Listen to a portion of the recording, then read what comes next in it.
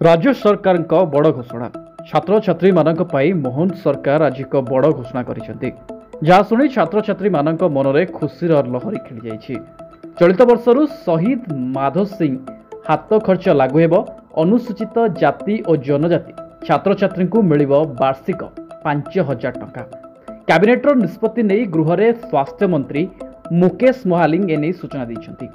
विधानसभा रे एने घोषणा करिसेंती सांसदीय व्यापार मंत्री मुकेश महालिंग। चलित वर्ष यह योजन 3 लाख छात्र छात्री उपकृत हेबे। अष्टमरू उत्तीर्ण होई नवम जाइथिबा एवं दशमरू उत्तीर्ण होई एकादश को जाइथिबा समस्त को प्रोत्साहन राशि भावे वार्षिक 5,000 टंका जोगाई देबे राज्य सरकार। योजना पाई खर्च हेबो 156 कोटी टंका। एही अवसर रे मंत्री कहिसंती जे चलित वर्ष 156 कोटी टंका खर्च हेबो। एथिरे 3 लाख छात्र छात्री उपकृत हेबे। नवम एकादश श्रेणीर छात्र छात्री को मिलिबो वार्षिक 5,000 टंका।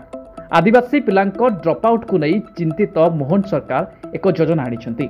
माधव सिंह हाथ खर्च योजना रे आदिवासी पिलांको प्रोत्साहन राशि मिलिबो।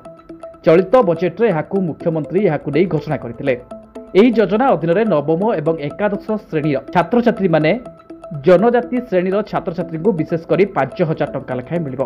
तेबे यह केबेठू मिलिबो से नहीं कौनसी सूचना प्रकाश पाई नहीं। Bureau report of news Odisha.